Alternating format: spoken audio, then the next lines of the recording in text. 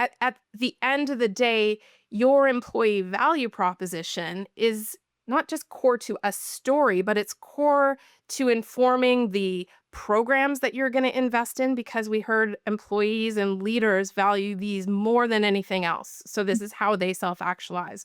We're going to deliver experiences within the organization that recognize, celebrate accomplishments in a different way than our competitors, because this is what our teams told us matters most. Right. So, so how do you talk about it different? You have that value proposition that says this is who we are and what we do for you as employees and leaders that's different and better than anyone else. And here's all of the proof points.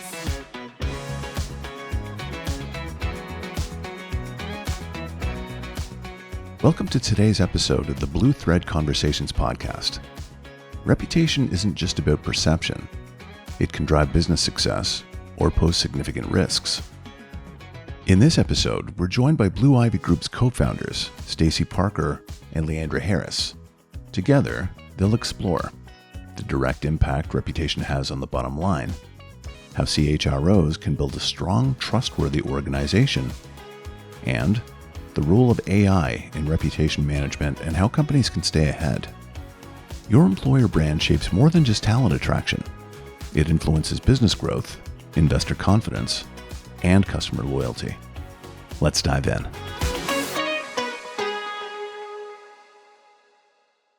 Hello, Stacey. Hi, how are you doing? I'm good. How are you? I am good.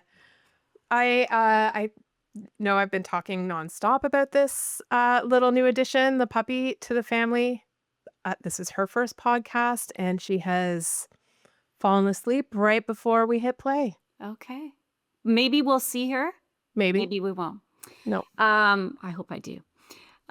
So, Stace, I'm excited about this Yeah. topic today because we've had a lot of clients, people come to us asking for help. And today we're talking about reputation Yeah.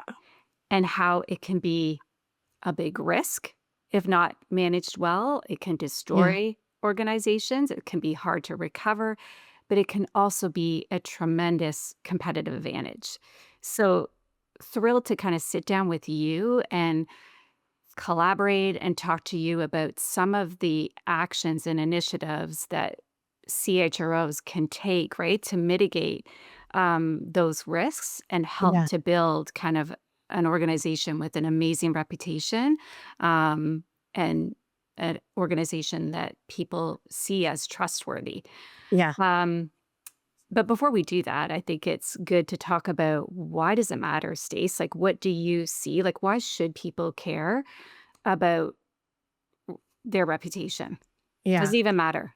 Yeah. Okay. So first, I love that you picked this Mm, topic. I think it's like becoming more and more the conversations that we're having in yes. the market. Yes. Um, and it's, over the past few years, it's really been only a few organizations that have come to us right out of the gate to say it's reputation as opposed to employer brand or culture work.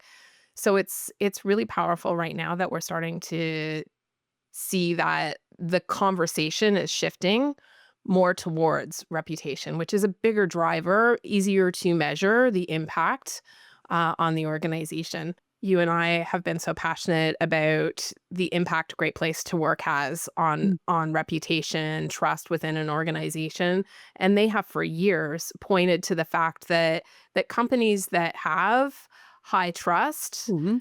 reputation, they tend to outperform their competitors. Their stock performance goes up by 2% on average after it's published, who are the top great places to work, and they outperform their competitors. So just that alone, Yes. Glassdoor, LinkedIn continuously report that organizations that are at the upper quadrants outperform their competitors as well, grow faster. So there's just like that overall business and stock performance. And I think the other thing now is customer trust. Customers are more apt to buy from an organization that treats employees well. I think there was a study by HubSpot a couple years back, that validated with thousands of respondents that they're more inclined to work with companies that treat employees well, Mhm. and have a solid reputation. And then growth is, I think, the third thing I would pull out of like business impact. You're more inclined to attract great talent when Yes. you have a reputation as a top employer. You're more inclined to attract clients in that space, and to retain talent. So I think, like, from a business performance, those things really stand out. And you have less regulatory issues when your reputation is strong. Anything else that you would say? Yeah, I think just other stats that I heard about is like organizations that have a bad reputation end up paying, what is it, 10% higher in salaries, To attract talent, yeah. right? To attract talent. And then the fact, and I bet it's higher, but the last time I read, what is it, 86% of talent will check you out and check your reputation out before Yeah, applying, right? And they're more than happy to take a job with less pay yeah, if the organization has a solid reputation. So those all of those reasons alone, I think, um, really strengthen the point that reputation and building a high trust organization is absolutely critical today, yeah, right? yeah, for sure. Yeah, yeah. And what do you see, Stace, with CHROs? Because I see this as a huge opportunity for CHROs, and I love it because I think reputation spans across the entire organization. It just isn't an HR initiative. What are some of the things that you feel they can do to build trust and build a strong reputation and brand Hmm. and employer brand? Hmm. Well, I mean, they have to, I think, first look at what their culture story is. Yes. It's amazing to me still how many organizations will say, "I've got values," but they're really just statements on a wall. Hmm. We haven't developed behaviors. We don't have an employee value proposition. We've got a brand, but we don't have that employee value proposition or leadership value proposition. Hmm. And I would say right now, the first thing that leaders need to do is make sure that they have their culture story clear. Yes. Because if we're going to intentionally shape reputation, not leave it to AI Yes. or review sites to define it, then I want to make sure I've got that clarity, and not just the mission, vision, values, but like, what is the reciprocity? What is in it for employees and leaders to be a part of that culture story? So I think that's number one to me, is that definition. And then getting leaders involved. So from a reputation perspective, I know I'm really curious to see what you pull from our EBCI tool, but Mm. like, leadership is one of the biggest influencers of corporate reputation. And when we talk to employer brand, so often it's built with, maybe leadership gets to be a part of the interview process in the early days. Maybe they sign off on an employer brand, but rarely are they a part of actually being the ambassadors of the brand, advocating for it internally, shaping it. And to me right now, looking at how important leadership reputation is, we need to pull in leader value propositions. And then, I'd say that the other thing is really curating your brand story externally. So how is it showing up on Glassdoor? Indeed, how is it showing up on your career site? How is it showing up in the media that you're producing? Is it telling a consistent story? Or are you still leaning on testimonials?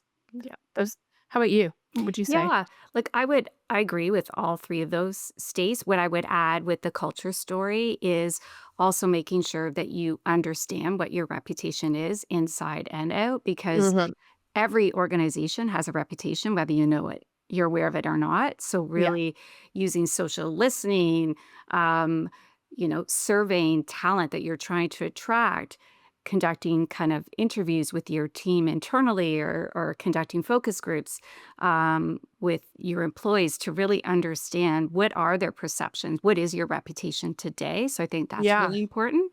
And I love, like, it's so important that your C suite, and this is something we've talked about, is talking authentically about the culture and sharing stories, because if there is a breach of trust, or if your reputation is harmed in any way, if all of a sudden we're seeing your C-suite talk about the culture or Yeah. saying our people are important, trust is important, it can be hard, and maybe not come across as genuine, right, or authentic. So I think it's really Yeah. important to be proactive and get your leaders to talk genuinely about what they are doing to build trust and what they do to focus on the customer and focus on employees, and share their policies and practices as much as they can about Yeah. sustainability and equity and inclusion and belonging, and talk about what they're doing to create a great place to work so that people are getting to know them and getting to trust the leaders because they've seen them, so that when a crisis happens, they've already got a relationship built and some credibility with Yeah. both employees, right, and people outside of the organization. Yeah. Oh, I love that. Mm. What are you seeing with our EBCI tool? Because you're looking at a lot of data right now. What are you Mhm. seeing in terms of overall leadership reputation across the board and where there's a big opportunity? Not a lot of leaders are talking about their culture and people. So Yeah. they're using LinkedIn to talk about, their products, or, their services, or a customer story, but very few are talking about their culture and calling out their people and how grateful we are for our people. And this is what we're doing to build a strong culture, which you and I have seen the Hmm. few leaders that are, maybe it's once a week, posting about their culture and about their people. There's a correlation with Yeah. employer reviews, right? And Yeah. Yeah. satisfied customers and satisfied, highly engaged employees. Yeah. I mean, I love that because I think of how many organizations are talking about building brand ambassador programs, Yep. employee brand ambassador programs, and yet again asking talent segments with across the organization to be the ones that talk about culture, that talk about their experience, but it is the leaders that really are the heartbeat Yes. of shaping the culture. We everyone knows those stats that we may join an organization, but stay or leave a leader. Yep. And with engagement levels so low right now with leadership, I think a lot of talent are looking for who's their next leader that's gonna be really engaged, that really cares about the employee experience, that's passionate about, that give get. And yeah, I see so much opportunity with leaders really acting as brand ambassadors and connecting more to what's in it for them, Yes. um, personally, Yeah. so that their pride is elevated. I saw this pretty compelling stat too about reputation, particularly with culture and leadership. The World Economic Forum and I think Deloitte actually had a post too that said that 80% of market valuation now is based on what the leadership and culture reputation is of an organization. Yeah. And so, like, I think you said, what can CHROs do? I think CHROs need to talk about this, not just from a talent lens, Yes. attraction and culture, because sometimes that's still seen as soft, but they need to start to bring that hard data to the rest of their C-suite partners, the CFO, the CEO, and really talk about it from that market valuation lens. And what can we be transparent about, right? When it comes to our policies and practices and our values and so forth, like, what can we do to be totally transparent about, this is who we are, these are our commitments, Yeah. and this is what you can count on us for, right? Yeah. I think that's really important. And what I'd love to see, Stace, I'd love to see more partnership between C-suite that are actively promoting, the very few right now, and hopefully we see more that are Yeah. promoting the brand, employer brand, the culture. I'd love them working more closely with employee ambassadors, right? Because you often see employee ambassador programs I as love their that. own, right? Kind of their own program. And then you have C-suite who are kind of running their own kind of agenda or content on what they're going to post. It'd be great if they collaborated and worked more closely together. So it's kind of more one message. So when you think about like that opportunity Mm. and, yes, we've done countless projects where we're interviewing internally. What do talent want? What's their experience? What is the gap for external talent? What do they want that they're not getting? Why will they leave? When you think about that idea of leaders and individual contributors and binding together to do brand ambassadorship, what do you think some of the gaps in experience, um, where do you think they could be addressed by taking that approach? Yeah, I think it's like organizations today need to become less hierarchical, right? Like they Yeah. need to be more collaborative, like C-suite and employees working more together in partnership. Like it needs to be more of a partnership model. And we've mentioned this at, time and time again in our podcast days. More time needs to be spent with the leaders, understanding what matters most to them. Yeah. And right? And what's their story, what's their passion so that you hear their voice, as well as the employee voice in the messaging, Yeah. right? And in that, value proposition. Yeah, yeah, I love that. Mhm. Like, when I think of, like, the employee value proposition and the leadership value proposition being a core part of the culture story, I think Mhm. of that really, like, the self-actualization Mhm. of trying to meet the company vision, and following those behaviors, that this is how I personally am gonna thrive. And with leaders and employees acting as the co-brand ambassadorship kind of actors, I see so much opportunity for like that co-creation instead of again HR handing down the new programs. Like it really does give voice and partnership to both, which I love, and I think our younger generations kind of demand that For now. sure. And Yeah. and what have you seen, Stace, like, when we look back at those organizations that have had something happen to their reputation, right? There's been a breach of trust or something's gone viral that has negatively impacted their reputation. What organizations come to mind or what actions come to mind that helped rebuild that trust? What have you Hmm. seen? Hmm. Well, it's a good question. I mean, I think a couple that come to mind, I know Amazon has had Yeah. a couple of big situations with the warehouse employee experience, and Uber had something similar with drivers. So those are two that immediately come to mind.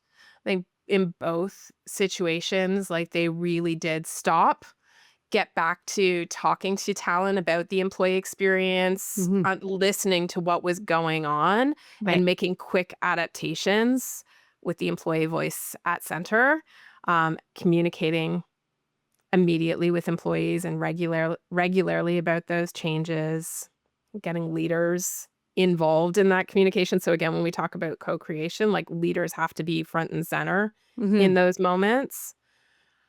And you have to start to get in front of that, communicating on your employer brand, addressing it, recognizing those issues. Like, I think you have to recognize the issues and talk about what you're doing to correct them.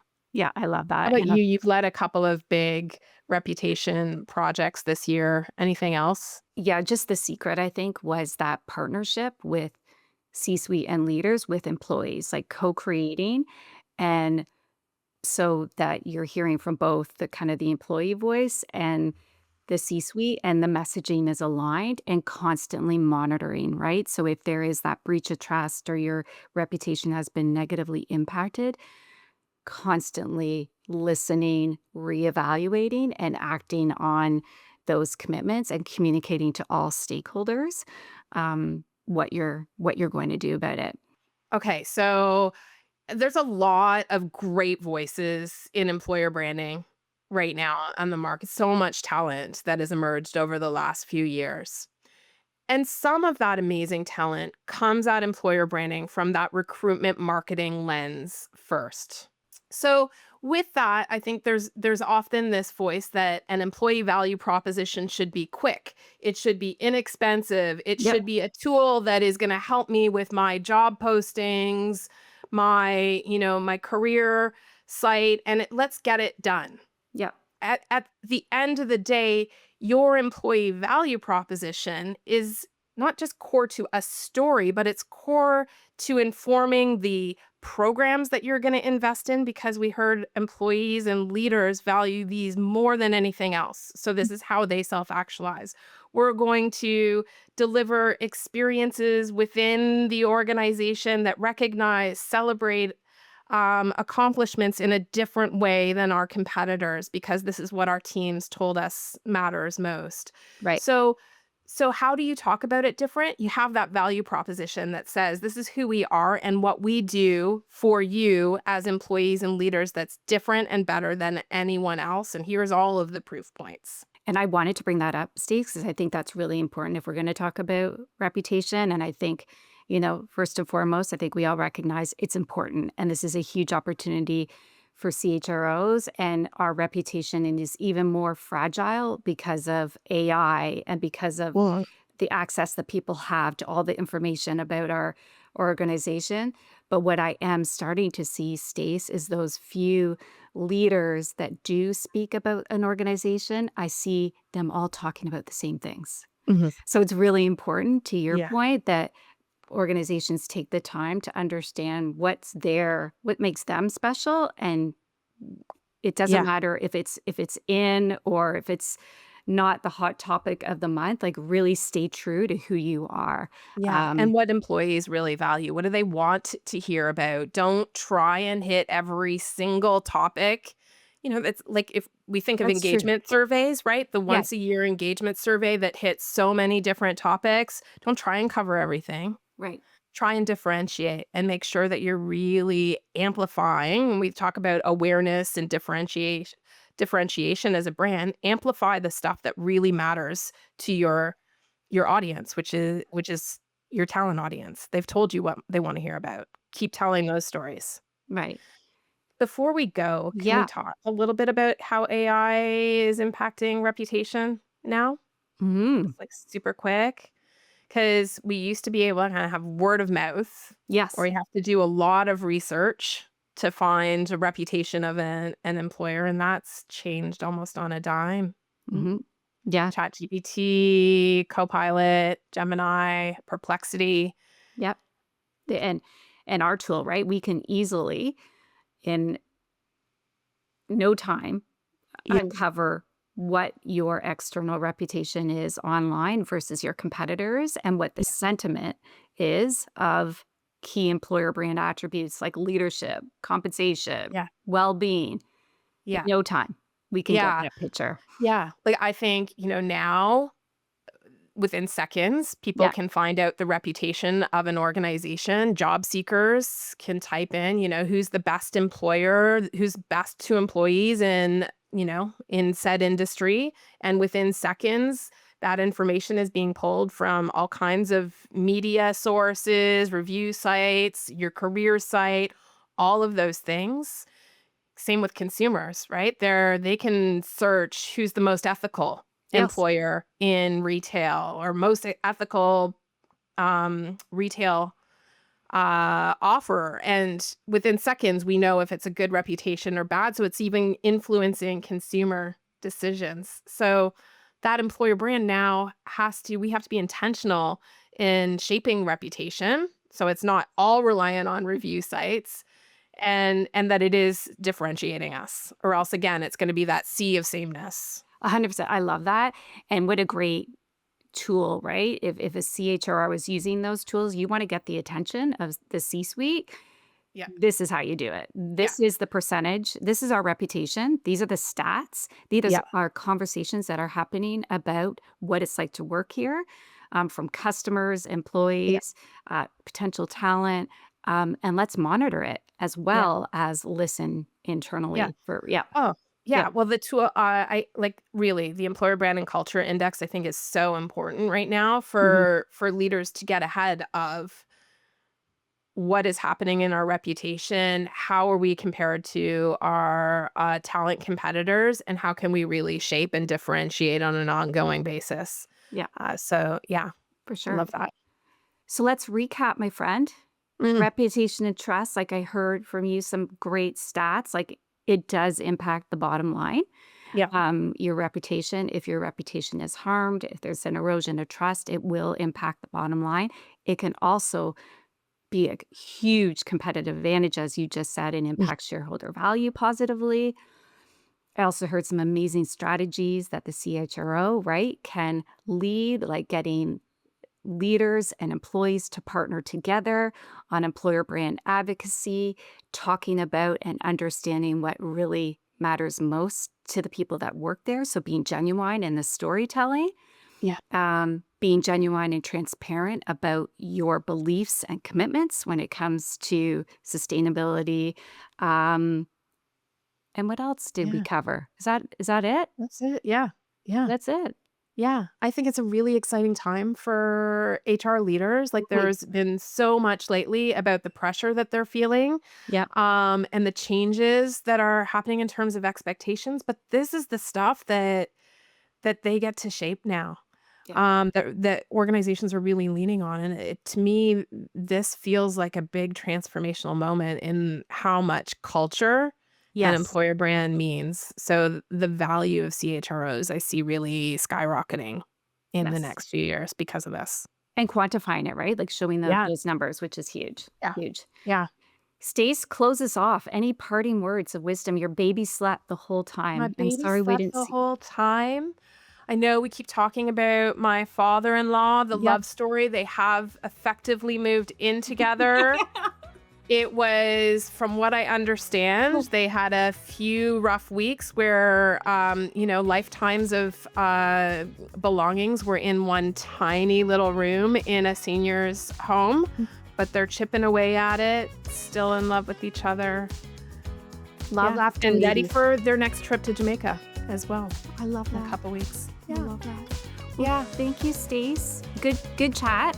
yes. Good chat. Thank And you. look forward to our next one. Yeah, thanks for bringing this topic up. That was a good one.